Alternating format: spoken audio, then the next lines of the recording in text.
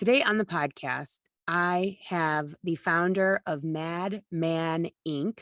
and executive producer, Adriana Madrigal. She is amazing. She's worked with Christina Aguilera's Liberation Tour in Vegas, The Experience, Las Vegas residency. She did the legendary season 1 and season 2, Gwen Stefani, Let Me Introduce Myself. She's done The Voice, NBC's Today, Fallon, BBC, Gwen Stefani's Slow Clap, Kimmel, Good Morning America, Ellen, Mark Anthony, NBA All-Star Games, 2009 to 2018, NBA Entertainment Promos, The Voice, Rock and Roll Hall of Fame, just to name a few. She is on the show today, guys, and she's going to be telling all about how she got into the music industry and how she is doing it every day, not only in the music industry with all of these people, but as a mom and as a wife. Stay tuned. Hello, everyone. This is Meredyth with a Y, and I am your host, Meredyth Willits. Today, we are going to go deep, changing lives, and I am giving you the keys to the castle.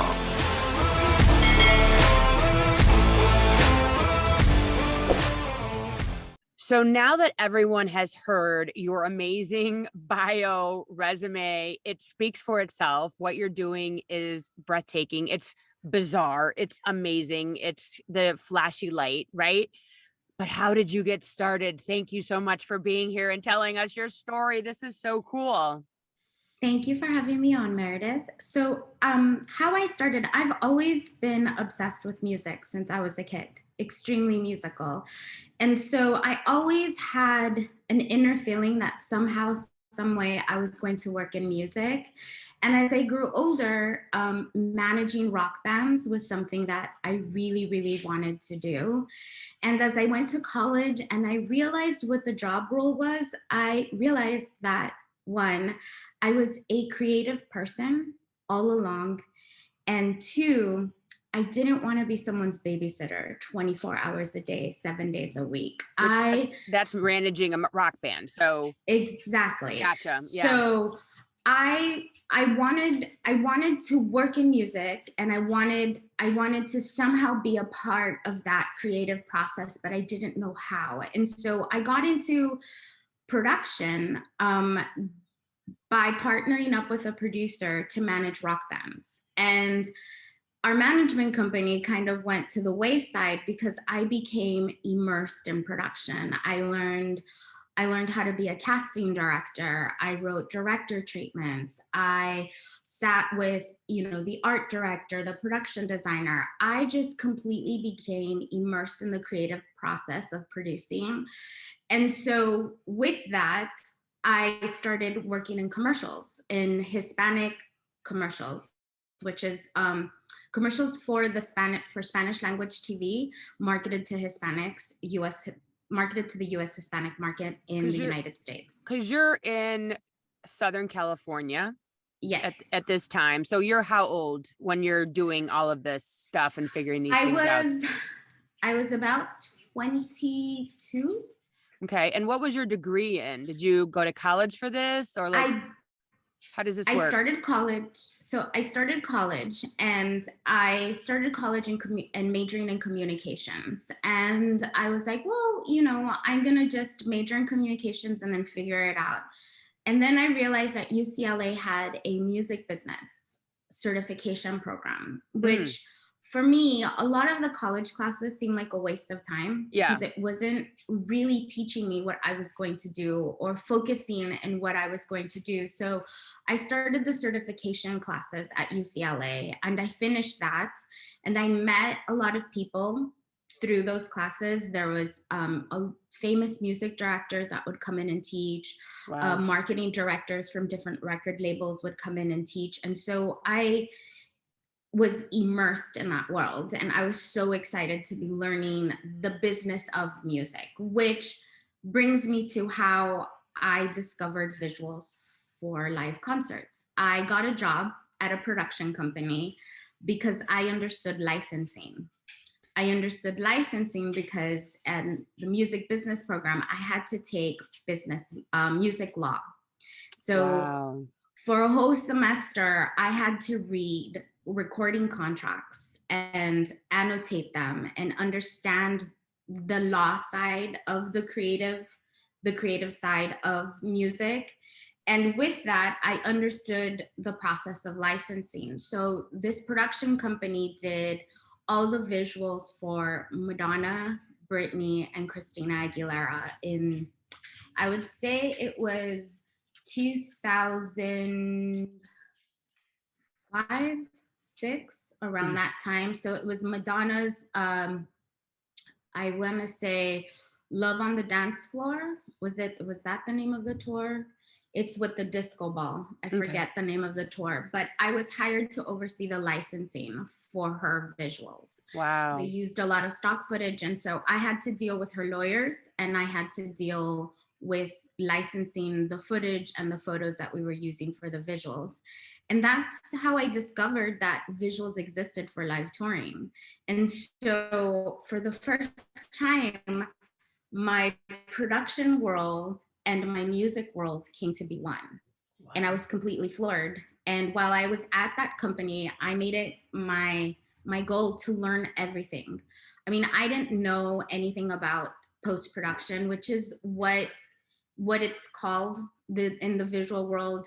Sometimes you produce the visuals and you shoot them, but then most of the time you're in the post production part of it, where you're either sourcing stock footage or stock images to create these new visuals for the songs, or And what you we're work with. talking about when we're talking about visuals, so that everyone knows, because I know what you do, and I hope everyone runs to your Instagram page and sees everything. But this is these are the visuals, the movies, the lights, camera, action that's going on behind the artist as they're singing during the entire concert, from the start to finish, sometimes even before start. And so Yes, it creates that energy that goes with the songs and with the artist and with what is going on in the concert. So when you're talking about post production, it's how do we bring all of this together, so you know yes. what you want, but now it has to all come into be one thing. Exactly. And so so you work with animators because a lot of it is motion graphics. Yeah. You work with animators, you work with editors, and you work with creative directors. And so at the time, my boss, the man who owned this production company, was the most sought after for live concert visuals. He basically, I would like to say, is he invented the wheel. He was the first one to do it. He was Wow. the first one to work with Madonna. He did every single tour of Madonna's. He worked with Michael Jackson. I mean, you name it, he did it. And So in so I got instead to of go to just school having there. yeah, so instead of just having lights or a picture, because that used to be, I remember going to concerts back in what, the 90s. It was basically a picture or the band's name on a screen. And so this guy that you go and work for literally says, okay, we're going to change the game. How about we try this? And you were sitting there basically for all of that magic and to learn from. Yes. Holy crap. And what was also really, I mean, as um as a Latina girl growing up in Los Angeles, Mm-hmm. it's very hard to come across other Latinos doing amazing things. And he was an immigrant. He was born in Mm-hmm. Mexico, started this company, became a director. Madonna took him under her wing, and he created the visuals for some of her biggest tours. And to be able to be there and to learn from him was a defining moment in my career, because in many ways, if he could do it, I can do it. You know, Yeah, it's it so was one of huge. those things, was where, wow, look at him, he was able to do this. He was able to build this business that's something that I can definitely do too. I don't think it crossed my mind when I was working there. I was a sponge. Like I would sit and like talk to him and ask him questions. And he was always very open in telling me stories and just telling me how everything came together, how he started the company. And, I got to learn hands on, and most people don't get that opportunity. And I did, just because I knew how to read contracts, which is the It's funniest thing. That's how it all started. it's unbelievable because when you were talking about the certification program, I mean, if this isn't a stamp of approval to don't look at anything, with your nose in the air and be like, oh, well, it's only this, or it's only community college, or it's only whatever, because you would have taken tens of thousands, hundred of thousands dollars worth of classes that you are not going to use. And here, this one class was the key that unlocked all of it for you. And you were spending your time in quality classes getting this certificate so that you could go on and do exactly what it was that you wanted to do at 20 something years old versus, being in debt, $200,000, etc.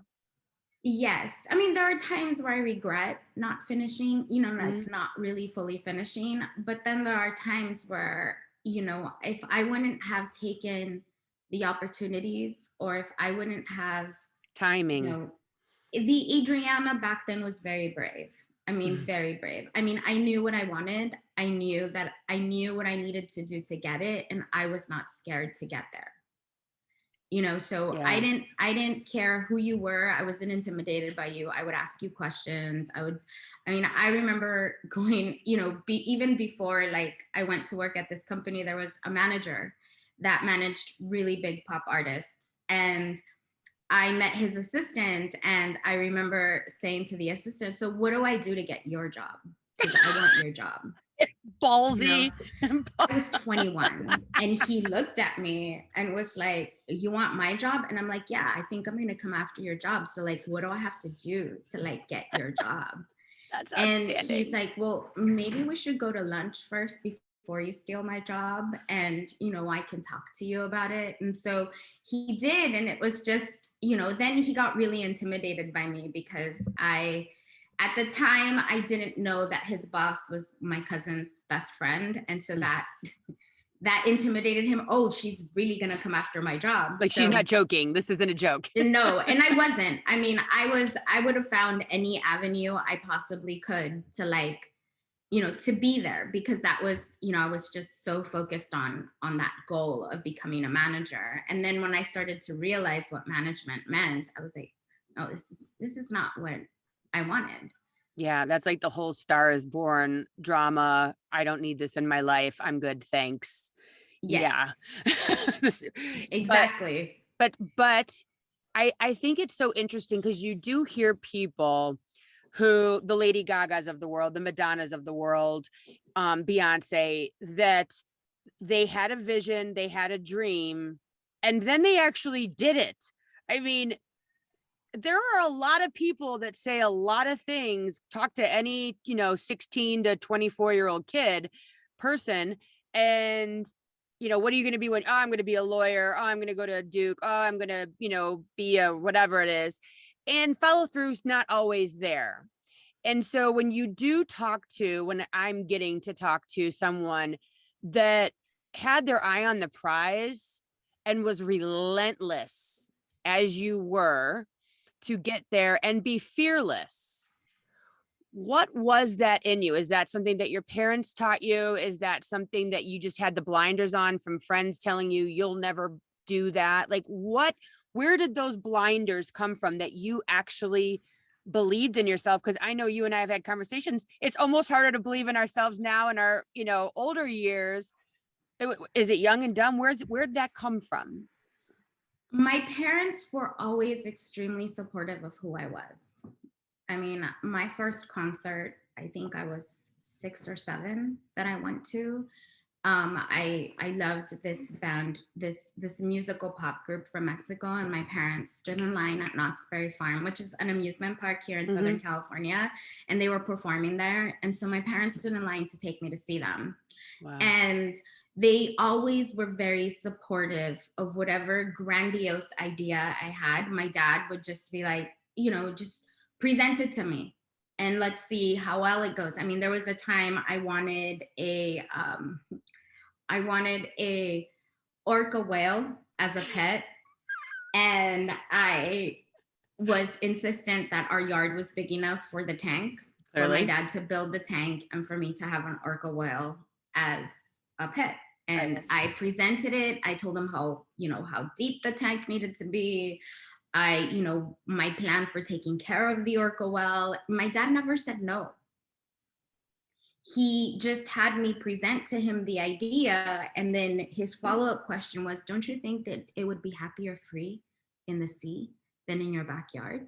Mm-hmm. And I would be like, oh, no, you're right. So he just tossed the ball back to you. He goes, they belong in a pod. You can't, they don't belong in your backyard, And so when he said that, it wasn't his saying no. It was my making the choice that, oh, this isn't going to happen. So my parents never, there wasn't an idea where they would be like, yeah.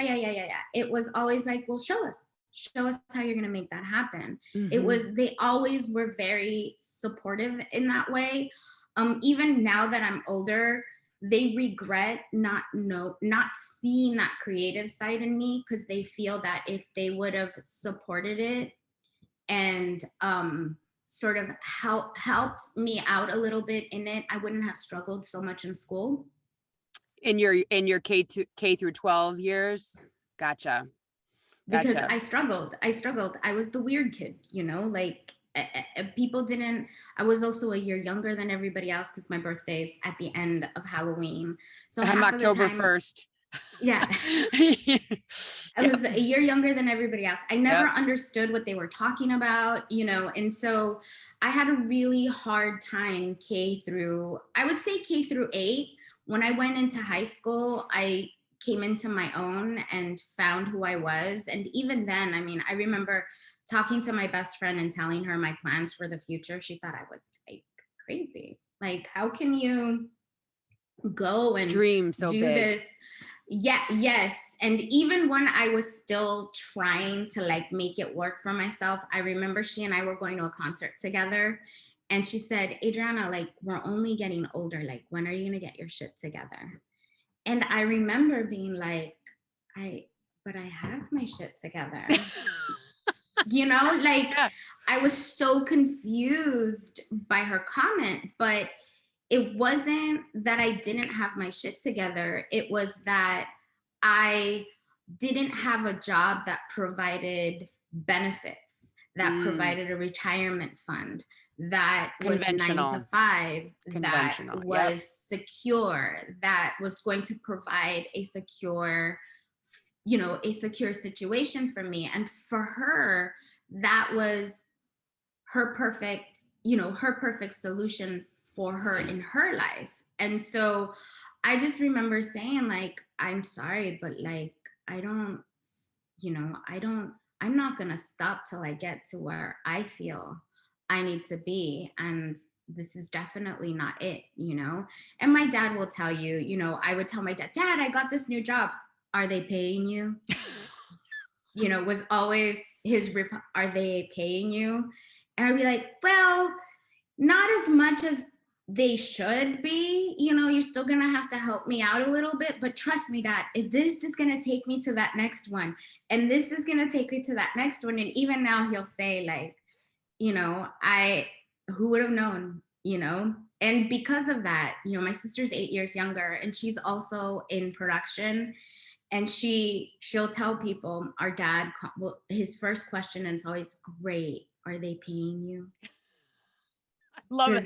But you know what is so interesting, because I'm listening to you talk about your parents and supporting this big, grandiose dream. And there are so many parents, and I have to control myself, and I yell at my husband all the time, that we manage our kids' expectations of what is possible for them. I want to be, I want to be like Mike. I want to be like Michael Jordan. You're like, well, there's only one of them, and you're probably going to be 5'10", and we sit there and we try to manage our kids' dreams and steer them into a world of normalcy, into a world of 9 to 5, into a world of benefits and getting paid right off the bat. Whereas as I've done my life, my daughter just graduated from college and I'm telling her, oh my God, go to Europe for 3 months. Don't you dare get a job. Like, I'm telling her, don't you dare get a job. What a waste of time. Go do something. You're under your parents' health insurance. Go invent a company. Don't work. And my husband will say stuff to the kids and I'm like, don't put your fears and what you think is possible on our kids, because what was possible for you is not the same possible for them. And what you're telling me is your parents, they knew that there's possibility, and to not stifle you, at least to not stifle you. Yeah, I mean, even having conversations now with my mom, and talking to my mom, my mom is very rigid. She doesn't dance in front of people because she doesn't want people to judge her. Just various things of her personality. And we were just having this conversation the other day. I said, Mom, it must have been really hard for you to have me as a child, because I was not that. Yeah. As a kid, like, if there was music, I was the one dancing and everyone would join a circle around me. I didn't care who was there. I was enjoying life. I mean, I enjoyed everything. And my mom said, I didn't want you to be stifled like I was. Wow. Every single time, I voiced my opinion, or I said something, it was knocked down, or I was told I couldn't do that, or I was told I couldn't do this and I couldn't do that. And I chose that that's not the way I wanted to raise you. And the same thing happened to my dad. My dad is very musical, and my grandfather forbade him Wow. to do music or to be a singer or a singer-songwriter. That was not an option for him. And so I think because both my parents were stifled as children, when it came to their children, they were very strict. But when it came to our dreams and who we wanted to be in life, they never said, no, that's not possible. That's so amazing. And the thing, like with your mom, it's that voice from our parents so often carries forward, and we have a hard time shutting that off. Like the voice in your head that says you're too this, you're not enough of that, or whatever. People are watching, they're going to think that voice is loud in our heads as we grow up and adults, and judge ourselves and expect the world is also judging us. So I love that. But now as adults, we talked about in the pre-interview that you do sometimes have an issue with the imposter syndrome. So now you've kind of gone backwards a little bit for some reason. So how did that, where is that coming from? That I became a mom. Wonder how do you think that correlates? Because I know a lot of people right now in our age, because we talk a lot in Hey Mama, and there's a lot of us that are like, they're going to figure out that I don't know what I'm doing, they're going to fire me, they're going to, it's not going to work, whatever. Because before I became a mom, I wasn't responsible for anybody financially. I was responsible for myself. I mean, my husband and I were responsible for ourselves, and that was it. There wasn't that added pressure and fear now having to be responsible for two little people. My decisions now just don't affect me. They affect them. So it's, I can't continue to fly off the seat of my pants with my choices, because I've got two other people that it also affects. Mhm. So that's where I can honestly say that that's where that fear started to come in, and I started to become more cautious, and I started to have that fear of, what happens, when this all if this all ends, what happens if I make the wrong choice, what do I do next? And then with that comes, which I've had these conversations with friends that do the same thing that I do. It's like, I didn't I didn't finish school. So it's not like I can go and get a job, get a corporate job, because everything says college degree. Granted, I have all the experience that you could possibly think of, Yeah. but I don't have that paper. Yeah. So there, and that's where in my 20s, where I was like, and everyone kept telling me, you don't need it, because I kept saying, no, I should go back to school, and everybody would be like, you don't need it, like, you don't need it. Mm. And now where, I'm a mom and a business owner, and it's risky to be a business owner, and even during the pandemic, when there is no live shows, Yeah. Yeah. there hasn't been live shows, and I knock on wood every day. Luckily, we've been able to do TV, and we've been able, to get by. But those fears set in.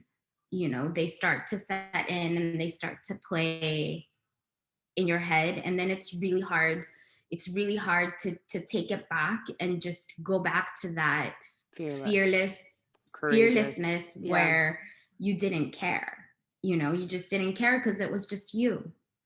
Yeah, that makes so much sense. And so when you do have the fear creeping in, then someone else is controlling your life. They're going to see me, which is going to cause this to whole fall down, because you and your husband are business partners. So it's not like he's out there doing X and you're over here doing this and he can Nope. carry the boat. This is a family business, literally. You're Yeah, this both is doing it. this is a ship, Yeah.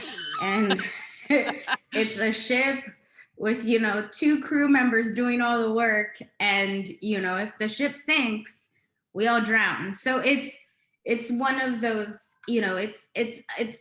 it's a little bit different in the sense that I think a lot of the pressure would be alleviated if one of us wasn't dependent upon the business, Yeah. but we both are. And I don't, we've made it 10 years on our own, That's crazy. not Yeah. working for anybody else but ourselves. And like, I mean, you've heard me say in my meetings, where I also, like, will look at job openings here and Which there, is, where, yeah. because it's exhausting. It's exhausting to run a business. It's exhausting to be a parent. It's, sometimes working for someone else, and Check in doing, and check out. yeah, and I don't care what else happens, because it's Not not yours. mine. That sometimes sounds so great, but then I realized that, I have so much freedom. Yeah. I have so much freedom. I can be with my kids, choose however I want to be with my kids. My kids come to work with us. They're a part of everything we do. So it just, it sometimes I toy with it, and then sometimes I'm like, no, I could never trade that in. Because I know, I mean, you have long days. I mean, can you tell everyone, like, what do your days look like? Because this is a big business. This is a big thing. You have a lot of eyes in the entertainment industry looking at you to produce. Yes. And then not only once you produce, then you have millions of eyes watching what you just did. So like there's a lot Yes. riding on you creating, basically. So what does that day look like? So what it looks like, they're intense days. When we get a project, the boys know, okay, mom and dad, I think it's funny because, everyone during the pandemic was figuring out what to do with their kids while they were working from home, because he and I have always worked around our kids. That wasn't an issue for us. They know, like, if I say, we're working, or, we have clients coming for a meeting. They'll stay in the room the entire time till they don't hear any voices, and they'll come out. Mhm. They feed themselves, so we've been lucky in that sense that they know. But as soon as we get a project, they know, oh, okay, well, mom and dad are working really long hours. And our oldest now, because he's more aware, he'll say, what time did you guys go to bed last night? We'll be like, oh, like 4. Sorry, Max. He's like, you Wow. guys have to take care of yourselves better.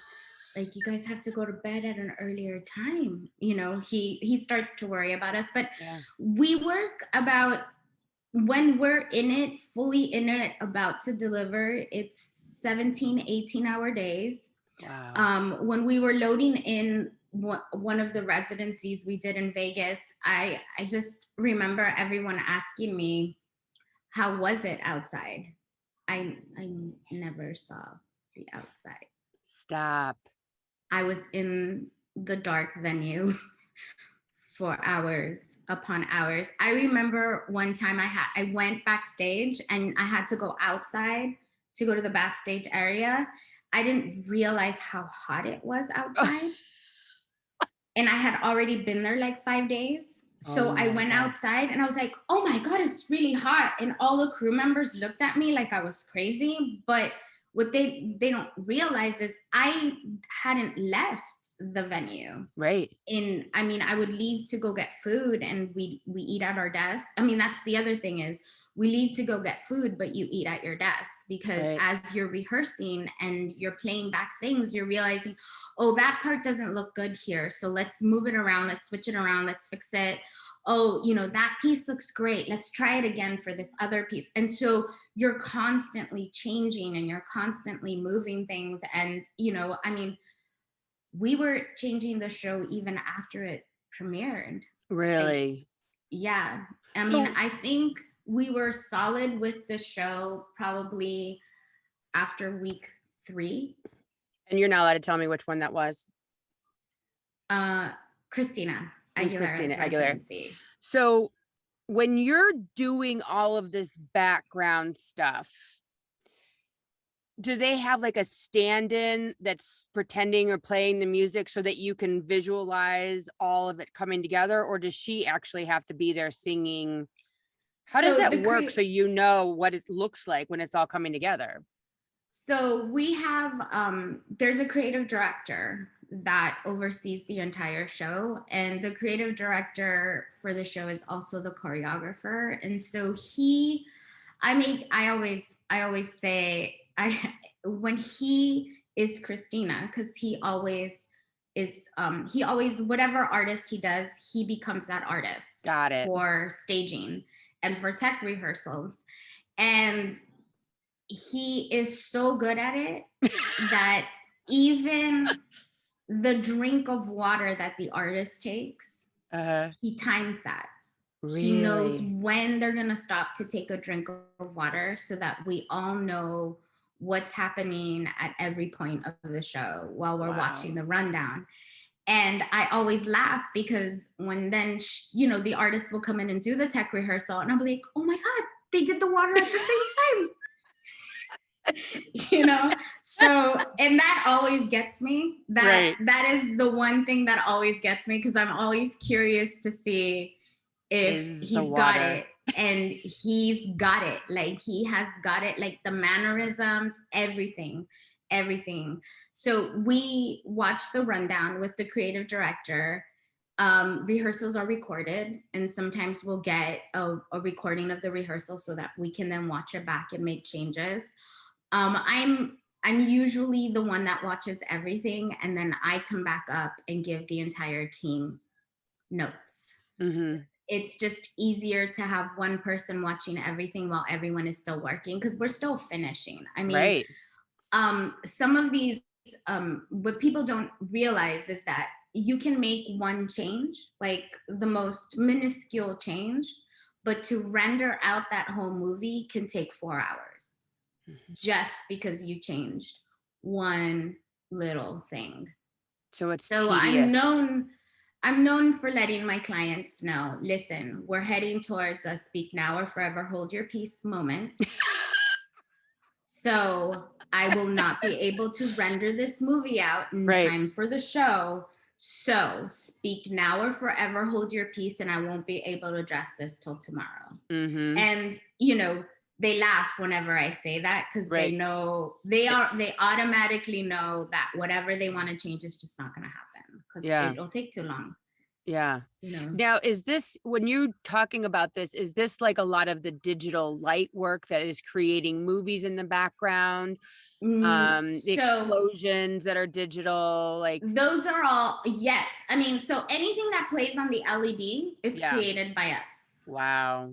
That's So amazing. anything that you see, like any video, like for the experience, we produced and shot a lot of the content ahead of time. We had a full 18-hour shoot day where we shot the dancers in different costumes, different makeup, and in different what we call vignettes that we were able to use as video for different songs. And Mm-hmm. so we spent a whole day shooting with the dancers the content that we used for some of the songs. Yeah. I mean, it's just unbelievable what goes into it. And we probably think, oh, it's just video that they're throwing up there. And it's nope.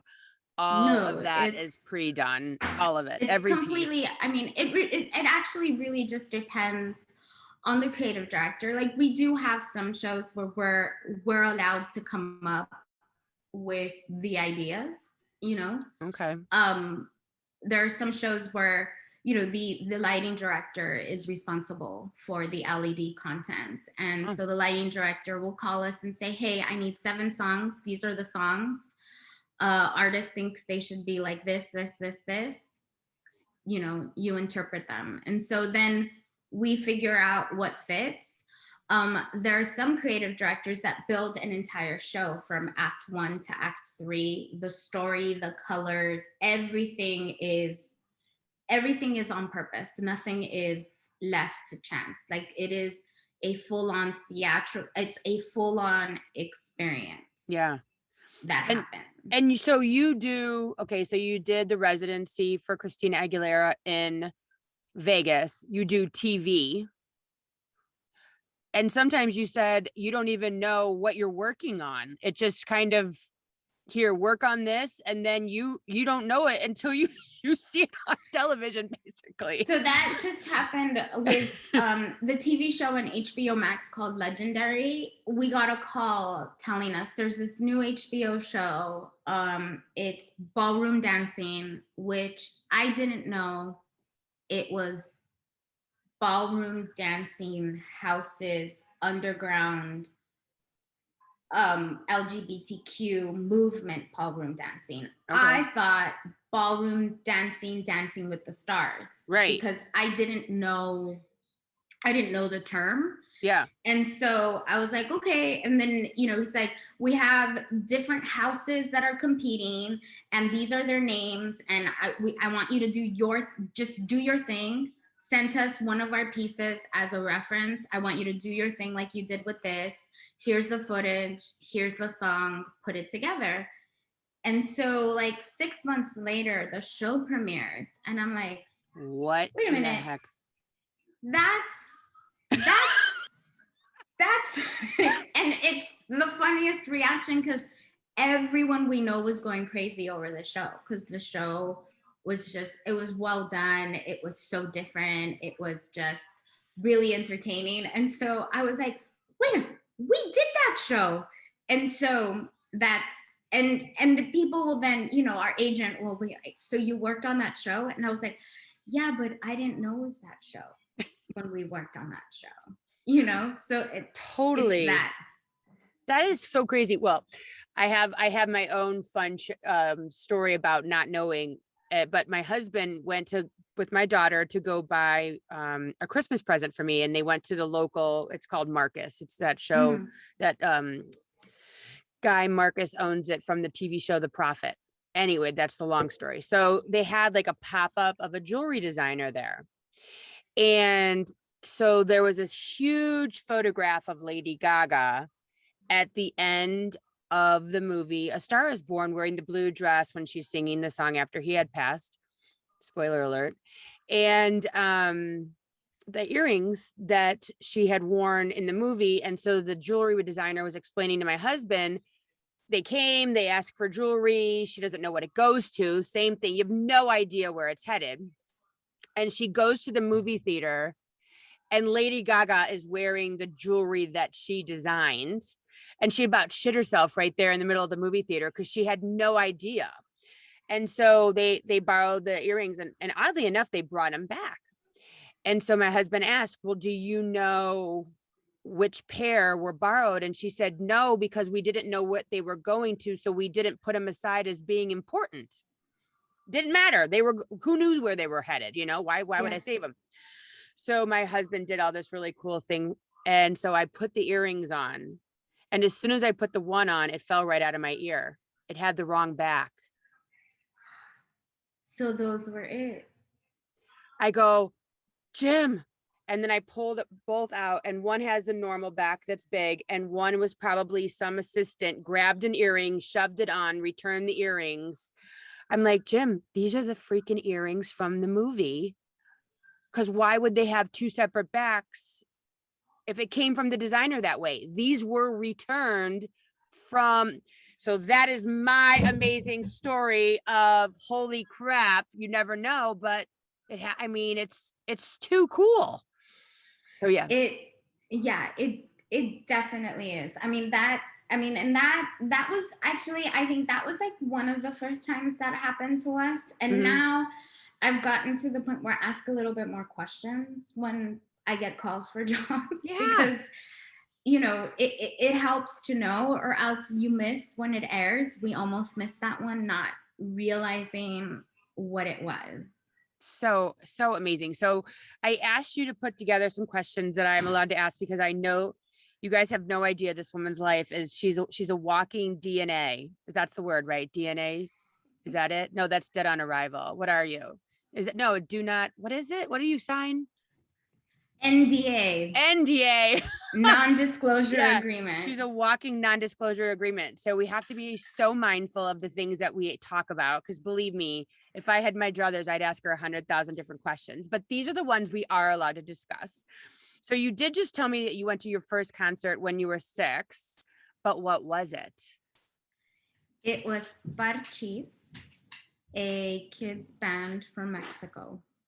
And now when you went to that, were you like, I have to be a part of this? Or were you already really into music? I was already really into music. Like at that point, I was obsessed with Boy George. And I kept telling my parents that I needed him to come over so that we could have dinner together. Clearly. And I would ask my parents constantly, like, what it would take to have Boy George come over for dinner. And I even eavesdropped one time, my dad asking my mom, has she asked about, you know, his way of dressing? And my mom's like, no, not even an issue. Never crossed her mind. I just thought he was so cool. I mean, I thought, man, like he's so lucky. He gets to play dress up every single day of his life. Every day. And now he lives in, I think, sometimes in Southern California with Dorit from the Housewives. I worked on something that he was at, and I usually do not, like, there's been a few moments where I've screamed inside or have like completely, you know, because I'm a huge music fan. So right. And so I have to suppress that part of me having to work in the business. And so when we worked on an 80s show and we did the screens for Billy Idol, and I did the screens, and we did the screens for, why can't I remember their name? They sing the song Shout. What is their name? Oh my God. I can't think of it. I just had it. So Boy George. It's go ahead. We'll think of it. Boy George was there, and I was backstage, and he was standing like right next to me.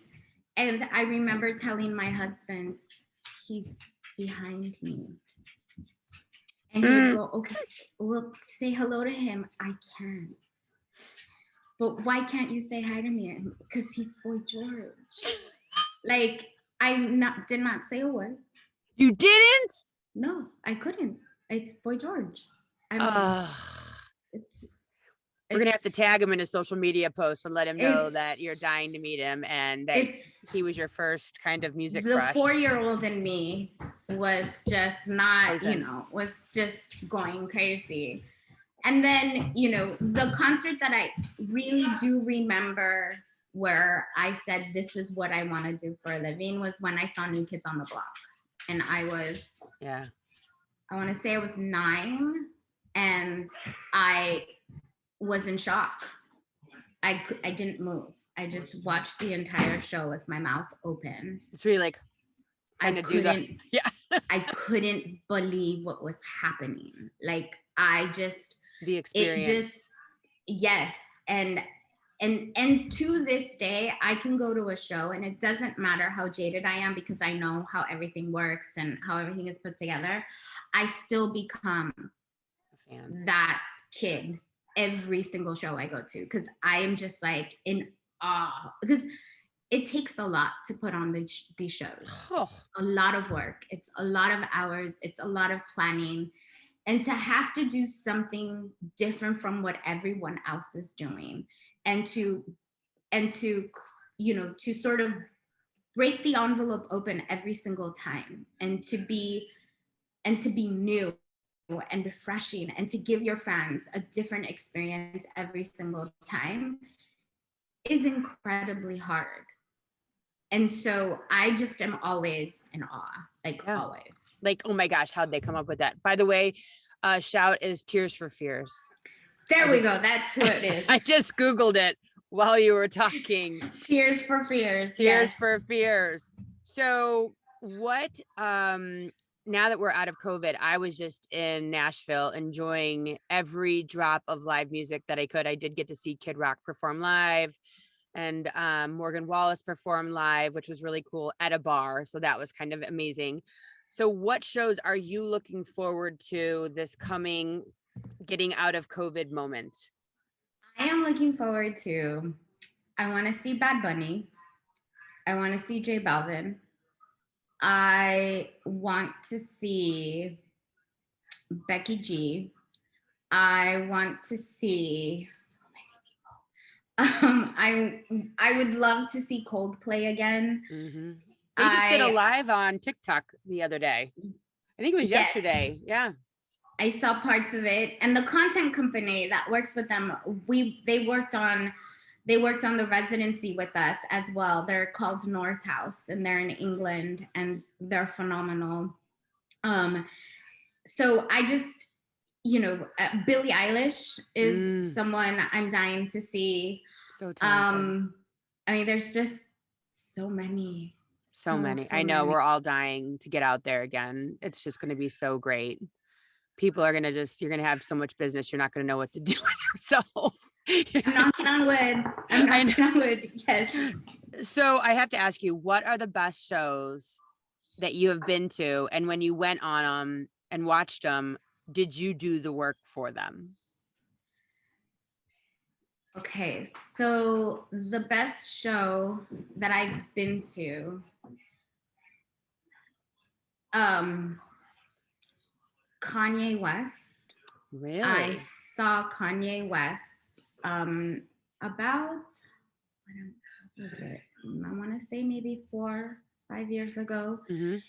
His stage was built by this amazing production designer that I hope in the near future of my life and business will get the opportunity to work with her. Her name is Ez Devlin.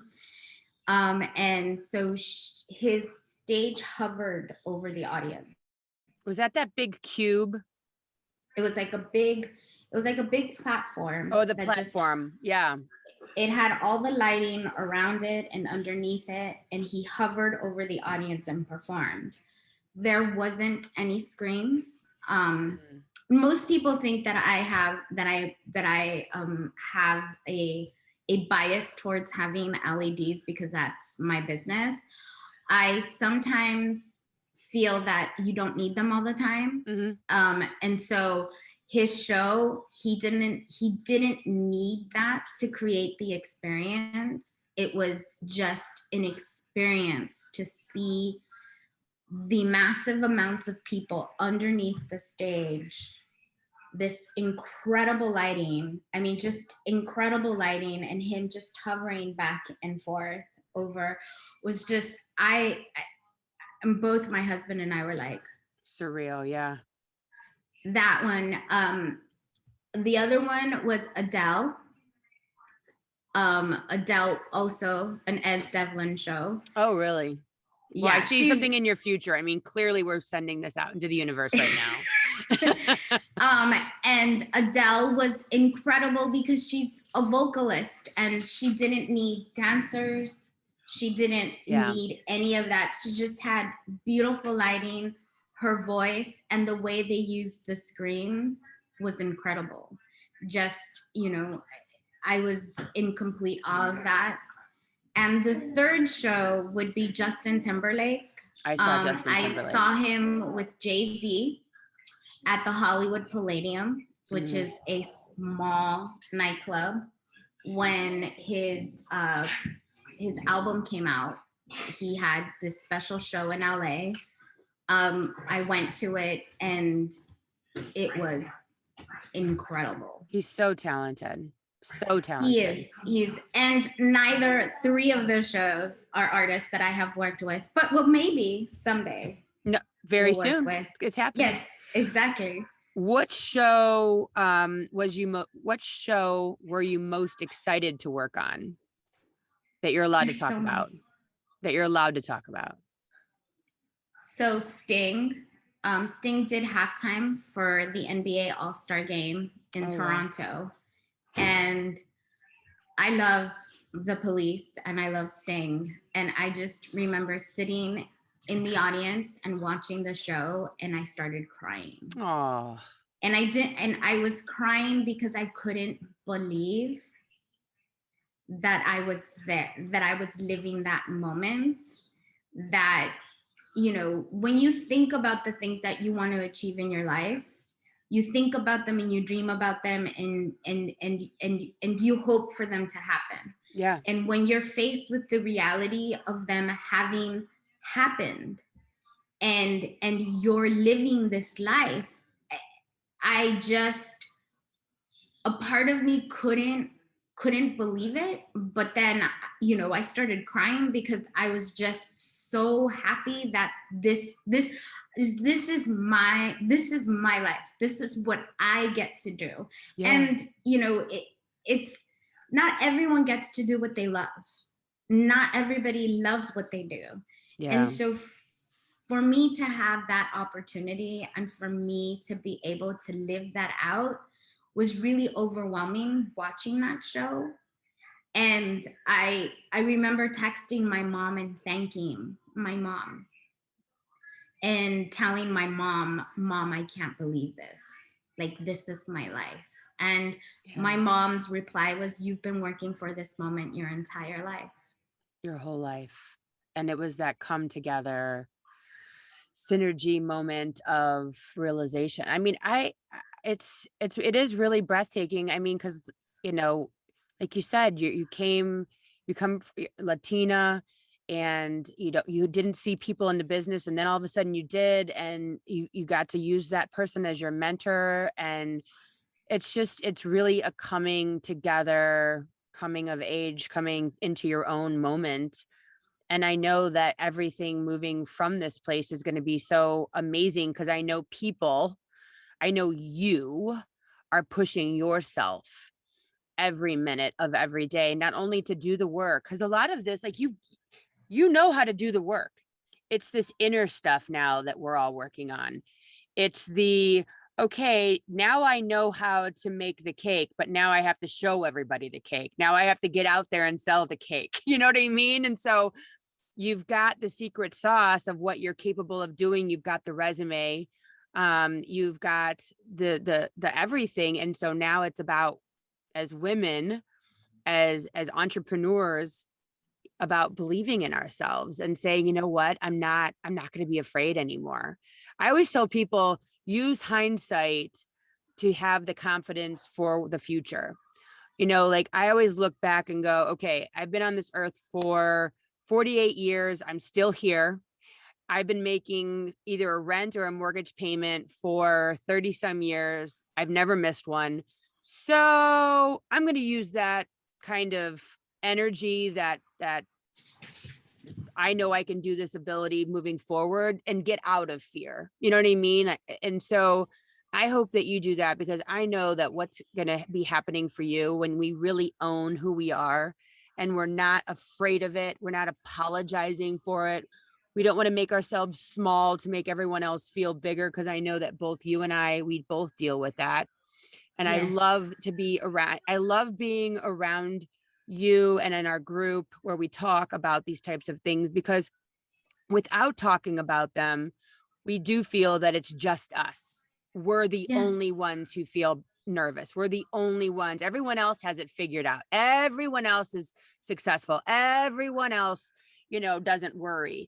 And it's so nice to connect with women, especially women like you, a woman like you who is successful, who does know how to make the cake, and go, oh, wait, we're going through the same thing, but we will get through it together as a team. Exactly. As a team. Exactly. It has helped me a lot to hear that other people go through the same motions that I'm going through, the same questions I ask myself, the same, the fear of putting yourself out there, you know, for so many years, I always made myself smaller to give other people the opportunity. And I've in the last 3 years, we've stopped doing that as a Yeah. company, because we would let other people shine. This for us was about getting the work, Right. So we didn't care who got the credit. We didn't care. We're getting the work. We're doing what we love. It doesn't matter. And in the last 3 years, we've been in a synergy with the people we're working with, who have been giving us the credit, Yeah. who have been, saying, wow, these guys, they're the ones that have made it. They're the ones that are doing the work. They're the ones that made this possible. Yeah. And it sort of changes your perspective. And I'm getting closer to a place where I'm ready to put myself out there. It's just, you have those Baby moments steps. where you're Baby just like, steps. what happens when I put myself out there? You know what? I would recommend watching Dolly Parton's. It's a documentary on Netflix. And it really changed my perspective about being a star, putting yourself out there. I would totally recommend any, especially females that are reaching for the stars and have been reaching for the stars and still are working to reach for the stars, and being comfortable in that.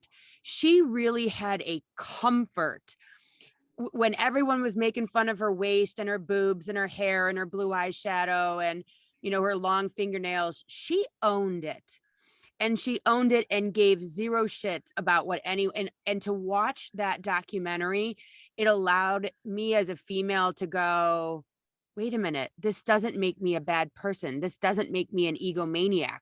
This doesn't make someone else small by making there's enough of the pie to go around. So any woman that's out there that is having the imposter syndrome, or is worried about being too big or too weird or too different, I would say to absolutely, besides listening to this podcast, is to go watch that Dolly Parton, because she knows what's up. She knows who she is and has that Adriana 21-year-old energy of, I'm going after your job.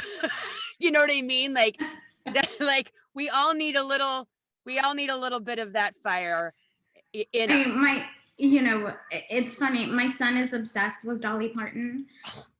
He thinks, he's also very offended when kids his age don't know who she is, and then he has to explain it. Good for him. He just absolutely loves her music and loves her as an artist. And so that just brought it all together for me, because I've always been like, where did he get the Dolly Parton from? What is attracting him to her? And so Yep. He just needs his mama to go watch the show so that she can find her inner fire. And I always tell people too, any decision made in fear, it's not going to bring out that full God self. Try to get to love, get to that gut, get out of your head, get out of your heart, the emotion, what if, get out of your head, negative talk, go to the gut when you're getting ready to make a decision and know who you are. Put that right hand on your stomach and be like, oh, wait, there's my courage. Okay. And, I always tell people too, like, everyone's got fears, but just about being courageous and putting ourselves out here. This isn't comfortable for everybody, but you've got the secret sauce. You're doing it. And there's a lot of people, Latinos that are watching you, your kids especially, that are like, okay, I can do that. I can do that now. I see that person over there, looks like me, sounds like me, etc. And you're setting the standard for what we as women can do, as people of color can do, and the brown community, the Black community, females. And I love you for it. I love being around you. I love being in our group together. Thank you. And I appreciate it. Thank you so much for everything that you're doing, Meredyth. Well, you're giving us all a platform and a voice, and making us really look at ourselves the way we should be seeing ourselves. And thank you for that. I think that you're awesome. And I say after this, your next stop is going to be like the Today Show or Good Morning America or something fantastic. And then to work with you need to make a list of everyone that you want to work with and just put it on a board so you can just start checking it off. I have one. It's in my altar. It's been a list I've had for 4 years. So far, 4 of those names have already happened. So yes. Well, I so appreciate you being here, and your company, Mad Man Inc. is unbelievable. I never thought that I would meet someone or talk to someone who actually knows Gwen Stefani and Madonna. I'm a little breathless, but that's okay. This is what I want you to look at it. You make me more important because I know you, who knows all of these people. So you are actually lifting me up. So you don't need to be small. By knowing you, I am large. I am bigger because of you. So know the energy and use that energy moving forward, because it is absolutely the truth. And I hope you have the best week. And I just cannot wait to meet again with Tara and talk. And please stay connected with me. I love definitely. Thank you so much, Meredyth. All right. You have a good one, and we will talk soon, my love. Okay. Bye. Right. Thanks for listening. If you would like to connect on a more personal level, head over to meredythwillits.com or on Instagram at Meredyth with a Y for behind-the-scene footage and outtakes. Please subscribe and come back each week for more Meredyth with a Y. Thanks again for listening. Cheers.